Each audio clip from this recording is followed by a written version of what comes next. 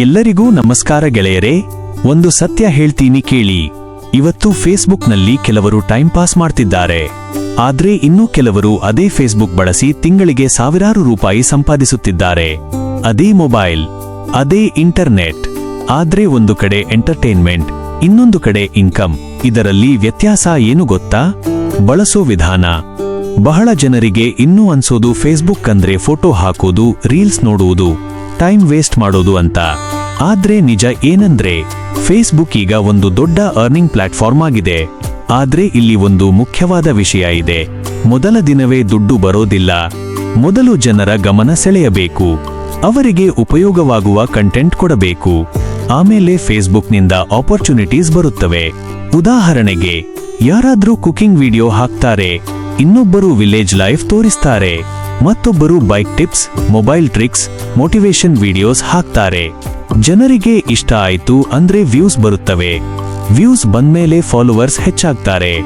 ಅಲ್ಲಿಂದಲೇ earning chance ಶುರುವಾಗುತ್ತದೆ. ಇಲ್ಲಿ ದೊಡ್ಡ ಕ್ಯಾಮೆರಾ ಬೇಕಾಗಿಲ್ಲ, ಕಾಸ್ಟ್ಲಿ ಸೆಟಪ್ ಬೇಕಾಗಿಲ್ಲ. ಬಹಳ ಜನ ಸಿಂಪಲ್ ಮೊಬೈಲ್ನಲ್ಲೇ ಸ್ಟಾರ್ಟ್ ಮಾಡಿ ಈಗ ಇನ್ಕಮ್ ಮಾಡ್ತಿದ್ದಾರೆ. ಆದ್ರೆ ಒಂದು ತಪ್ಪು ಮಾತ್ರ ಮಾಡಬೇಡಿ. ಬೇರೆಯವರ ವಿಡಿಯೋ ಕಾಪಿ ಮಾಡಿ ಅಪ್ಲೋಡ್ ಮಾಡಬೇಡಿ. ಅದರಿಂದ ಗ್ರೋತ್ ಕೂಡ ಆಗೋದಿಲ್ಲ, ಅರ್ನಿಂಗ್ ಕೂಡ ಬರೋದಿಲ್ಲ.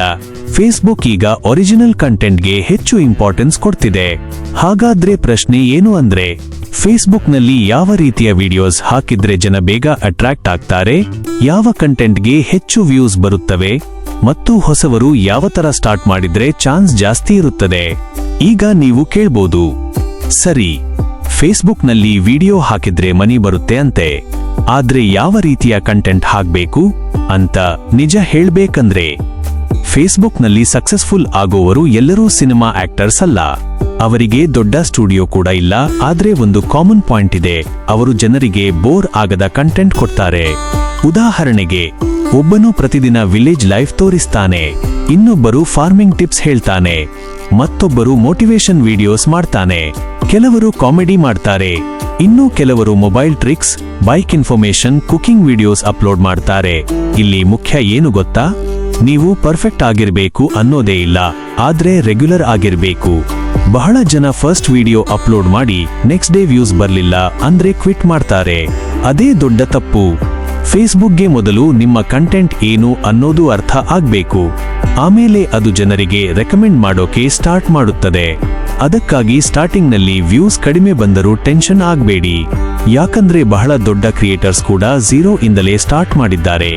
ಮತ್ತೊಂದು ಇಂಪಾರ್ಟೆಂಟ್ ವಿಷಯ, ವಿಡಿಯೋ ಕ್ವಾಲಿಟಿ ಅಂದ್ರೆ ಕಾಸ್ಟ್ಲಿ ಕ್ಯಾಮೆರಾ ಅಲ್ಲ. ನೀವು ಹೇಳೋ ವಿಷಯ ಕ್ಲಿಯರ್ ಆಗಿದ್ರೆ ಸಾಕು. ಆದ್ರೆ ಇಲ್ಲಿ ಹಲವರು ಒಂದು ಮಿಸ್ಟೇಕ್ ಮಾಡ್ತಾರೆ. ಟ್ರೆಂಡಿಂಗ್ ವಿಡಿಯೋ ಡೌನ್ಲೋಡ್ ಮಾಡಿ ಮತ್ತೆ ಅಪ್ಲೋಡ್ ಮಾಡ್ತಾರೆ.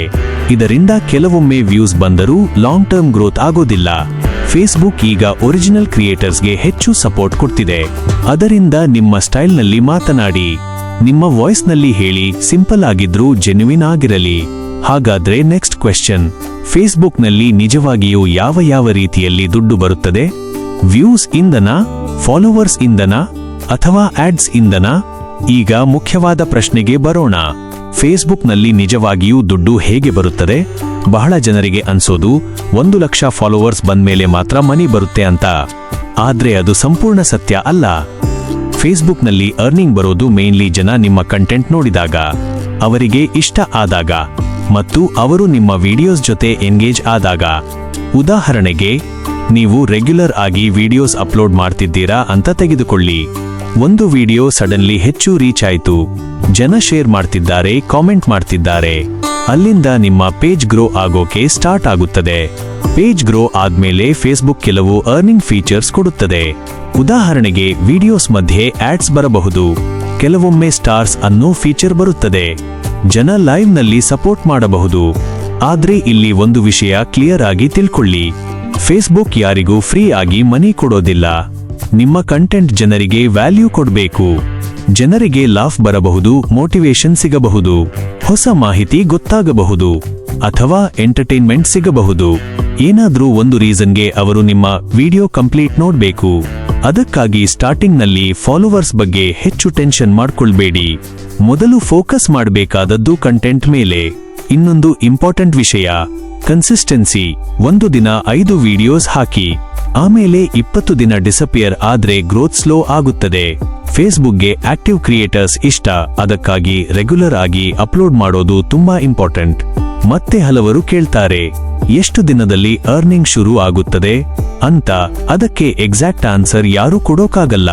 ಯಾಕಂದ್ರೆ ಕೆಲವರಿಗೆ ಒಂದು ವಿಡಿಯೋ ಲೈಫ್ ಚೇಂಜ್ ಮಾಡುತ್ತದೆ, ಇನ್ನು ಕೆಲವರು ಸ್ಲೋಲಿ ಗ್ರೋ ಆಗ್ತಾರೆ. ಆದ್ರೆ ಒಂದು ವಿಷಯ ಮಾತ್ರ ಸತ್ಯ, ಕ್ವಿಟ್ ಮಾಡದೆ ಕಂಟಿನ್ಯೂ ಮಾಡಿದವರಿಗೆ ಚಾನ್ಸ್ ಜಾಸ್ತಿ ಇರುತ್ತದೆ.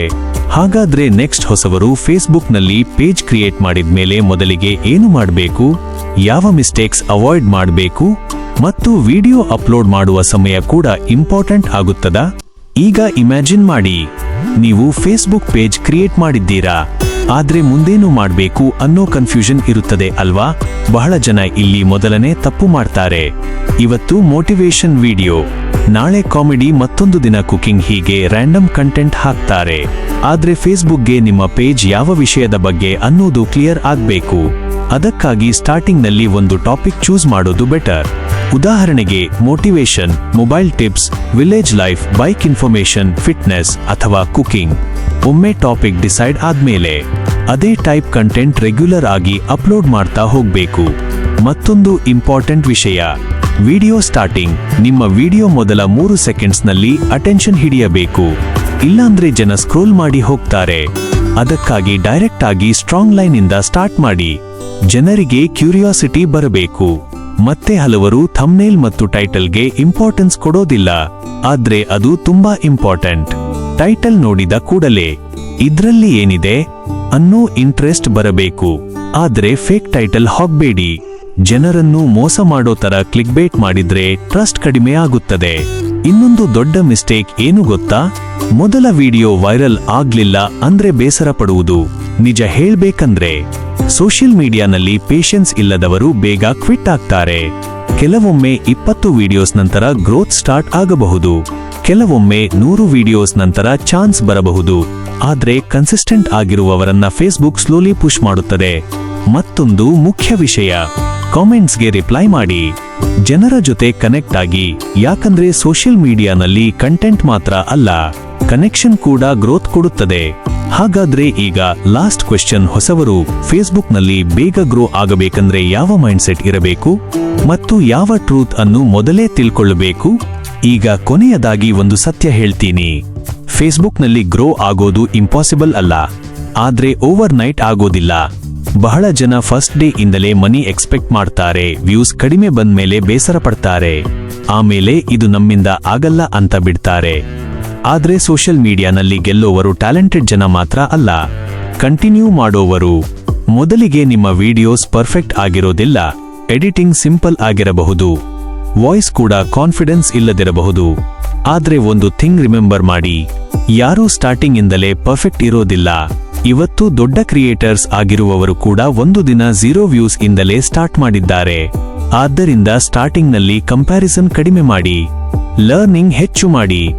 ಯಾವ ವಿಡಿಯೋಗೆ ಹೆಚ್ಚು ರೆಸ್ಪಾನ್ಸ್ ಬರುತ್ತದೆ ನೋಡಿ, ಜನರಿಗೆ ಯಾವ ವಿಷಯ ಇಷ್ಟ ಆಗುತ್ತದೆ ಒಬ್ಸರ್ವ್ ಮಾಡಿ, ನಂತರ ಸ್ಲೋಲಿ ನಿಮ್ಮ ಸ್ಟೈಲ್ ಬಿಲ್ಡ್ ಆಗುತ್ತದೆ. ಮತ್ತೊಂದು ಇಂಪಾರ್ಟೆಂಟ್ ಟ್ರೂತ್, ಫೇಸ್ಬುಕ್ನಲ್ಲಿ ಶಾರ್ಟ್ ಕಟ್ ಹುಡುಕಬೇಡಿ. Fake followers, fake views, copy videos ಇವು ಕೆಲ ದಿನ ಹೆಲ್ಪ್ ಮಾಡಿದ್ರು ಲಾಂಗ್ ಟರ್ಮ್ನಲ್ಲಿ ಪೇಜ್ ಡ್ಯಾಮೇಜ್ ಮಾಡುತ್ತದೆ. ಒರಿಜಿನಲ್ ಕಂಟೆಂಟ್ ಸ್ಲೋ ಆಗಿ ಗ್ರೋ ಆದ್ರೂ ಸ್ಟ್ರಾಂಗ್ ಆಡಿಯನ್ಸ್ ಬಿಲ್ಡ್ ಮಾಡುತ್ತದೆ. ಮತ್ತು ಒಂದು ದಿನ ನೀವು ಟೈಮ್ ಪಾಸ್ಗಾಗಿ ಯೂಸ್ ಮಾಡ್ತಿದ್ದ ಫೇಸ್ಬುಕ್ ಇನ್ಕಮ್ ಸೋರ್ಸ್ ಆಗಬಹುದು. ಆದ್ರೆ ಅದಕ್ಕಾಗಿ ಒಂದು ಡಿಸಿಷನ್ ಬೇಕು, ಸ್ಕ್ರೋಲ್ ಮಾಡ್ತಾ ಇರಬೇಕಾ ಅಥವಾ ಕ್ರಿಯೇಟ್ ಮಾಡ್ತಾ ಗ್ರೋ ಆಗಬೇಕಾ ಅಂತ. ಇವತ್ತು ಸ್ಟಾರ್ಟ್ ಮಾಡಿದ ಸ್ಮಾಲ್ ಪೇಜ್ ನಾಳೆ ದೊಡ್ಡ ಕಮ್ಯುನಿಟಿ ಆಗಬಹುದು. ಆದ್ರೆ ಸ್ಟಾರ್ಟ್ ಮಾಡದೇ ಇದ್ದರೆ ಆ ಚಾನ್ಸ್ ಯಾವತ್ತೂ ಬರೋದಿಲ್ಲ. ಹಾಗಾದ್ರೆ ಈಗ ನಿಮಗೆ ಒಂದು ಸಿಂಪಲ್ ಕ್ವೆಶ್ಚನ್, ನೀವು ಫೇಸ್ಬುಕ್ನಲ್ಲಿ ಕೇವಲ ವ್ಯೂವರ್ ಆಗಿ ಉಳಿಯುತ್ತೀರಾ ಅಥವಾ ಕ್ರಿಯೇಟರ್ ಆಗಿ ನಿಮ್ಮ ಜರ್ನಿ ಸ್ಟಾರ್ಟ್ ಮಾಡ್ತೀರಾ? ಒಂದು ದಿನ ನೀವು ಫೇಸ್ಬುಕ್ನಲ್ಲಿ ಟೈಮ್ ಪಾಸ್ ಮಾಡ್ತಿದ್ದೀರಾ ಅಂತ ಜನ ನಗಬಹುದು. ಆದ್ರೆ ಅದೇ ಫೇಸ್ಬುಕ್ ಒಂದು ದಿನ ನಿಮ್ಮ ಇನ್ಕಮ್ ಸೋರ್ಸ್ ಆದಾಗ ಅದೇ ಜನ ನಿಮ್ಮ ಸಕ್ಸಸ್ ನೋಡ್ತಾರೆ. ಇವತ್ತು ನಿಮ್ಮ ಬಳಿ ದೊಡ್ಡ ಸೆಟಪ್ ಇರದಿರಬಹುದು, ಫಾಲೋವರ್ಸ್ ಕಡಿಮೆ ಇರಬಹುದು, ಆದ್ರೆ ಒಂದು ಮೊಬೈಲ್, ಒಂದು ಐಡಿಯಾ ಮತ್ತು ಕಂಟಿನ್ಯೂ ಮಾಡುವ ಧೈರ್ಯ ಇದ್ದರೆ ಸಾಕು.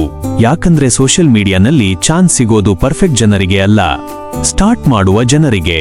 ಆದ್ದರಿಂದ ಇವತ್ತು ಡಿಸಿಷನ್ ತಗೊಳ್ಳಿ, ಸ್ಕ್ರೋಲ್ ಮಾಡೋವರ ಲಿಸ್ಟ್ನಲ್ಲಿ ಇರಬೇಕಾ ಅಥವಾ ಕ್ರಿಯೇಟ್ ಮಾಡಿ ಗ್ರೋ ಆಗೋವರ ಲಿಸ್ಟ್ನಲ್ಲಿ ಇರಬೇಕಾ ಅಂತ. ಯಾಕಂದ್ರೆ ಒಂದು ವಿಡಿಯೋ ನಿಮ್ಮ ಲೈಫ್ ಚೇಂಜ್ ಮಾಡಬಹುದು. ಧನ್ಯವಾದಗಳು. ಈ ವಿಡಿಯೋ ನಿಮಗೆ ಉಪಯೋಗವಾಗಿದ್ದರೆ ಲೈಕ್ ಮಾಡಿ, ನಿಮ್ಮ ಸ್ನೇಹಿತರ ಜೊತೆ ಶೇರ್ ಮಾಡಿ. ಇನ್ನಷ್ಟು ಇಂತಹ ಮಾಹಿತಿಗಾಗಿ ನಮ್ಮ ಚಾನೆಲ್ ಸಬ್ಸ್ಕ್ರೈಬ್ ಮಾಡಿ. ಧನ್ಯವಾದಗಳು.